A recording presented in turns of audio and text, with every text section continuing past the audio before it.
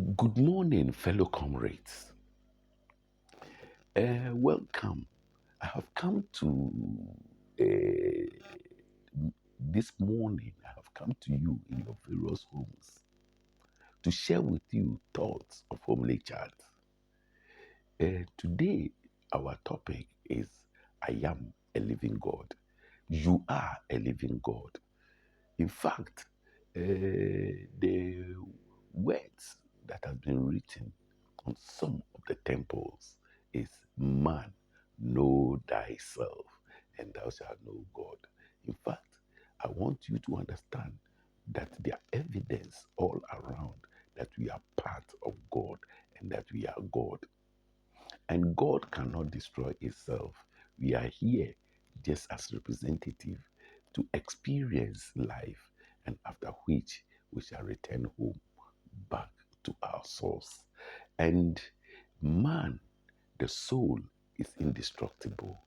Please unlearn that idea that the soul is destructible. And these type of erroneous teachings that has reached us must be unlearned. It must be unlearned. Because you see, there has been evidence in the scriptures all over of man's identity with divine. No wonder that in Genesis it said, then the Lord breathed into the nostrils of man, and man became a living soul. That essence, that part of God that entered the clay or the soil that made man the living God is what I'm talking about. That is not us. That is part of God, and that part is indestructible. That part cannot be destroyed. That part cannot be bent. That does not die. It is only this temporal jacket. It is only this temporal warehouse that dies, but the real man does not die. Yes, Paul alluded to it by saying that know ye not that ye are gods. The reason why Paul said we are gods is that we are part of the mainstream. In fact, God, as we see, is like a big ocean, and we are like buckets of water fetched from each one. So I want to inform you, yes, because this is the new age religion. This is what we must be, the truth that must be spoken to the new race. The aquarium age, the age of wisdom. People are getting awakened. People are now knowing the truth. This truth that has been hidden for eons, years from our people is being told now. If you like, you can accept it. If you don't, you can refute it. But the truth is that we are part of divine, and divine cannot destroy itself. Divine cannot kill itself. So death is only a temporal. No wonder one of the greatest philosophers, William Shakespeare, said, upon all the wonders that I have heard, it seems so strange that men should fear death, and that death will come the time it should come. And in Matthew, he said, if you will receive it, John the Baptist was the Elijah who was to come, meaning that we come through repeated birth just to pay for our sins.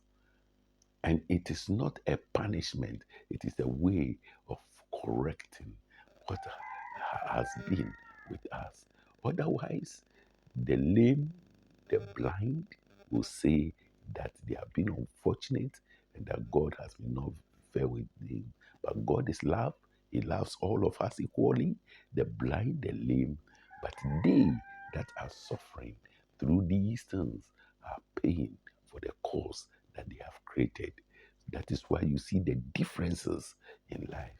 That is why you see people suffering. That is why you see some people enjoying. All it is in payment of their previous sins that they did.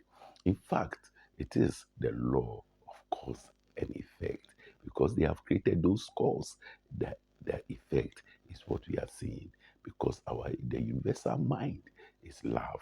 The universal mind does not love someone better than the other.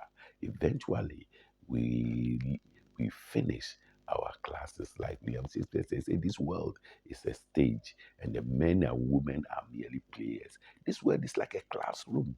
When you have finished your classes, you go home to holidays. You come back to continue from where you left off. So when you see some people showing certain traits, you begin to know that indeed this one was not gotten by one incarnation, and that it was out of repeated birth that has brought them here. This is the truth they don't want to know. This is the truth that the clergy does not want us to know. But this is the new age religion. This is the truth that we come on several times been here until we have reached a stage where there's atonement with the divine or the universe. We are here as a school.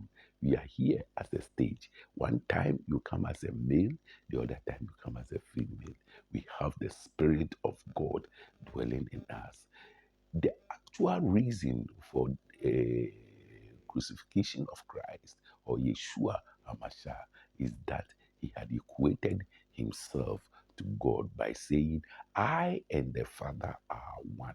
You can also say, I and the Father are one, because it is an affirmation of a divine truth. It's because the people did not understand the concept. That is why they killed him. Because we and the source, we are one. So I can equally say I and God are one. In fact, I am a living God. It is just affirming what Paul had already said, that know ye not, so you don't know that you are God's, and that is the truth of it. You can accept it if you wish, you can refute it if you wish, but the truth stands that we are a living God. And if, in fact, it is only by recognizing this that you begin to make exploit in life. This has been seriously being guided. This has been protected because they don't want the truth to get to you. This morning, in accordance with our forefathers, I have come to share this thought with you. Shalom, shalom, shalom. Baruch Hashem.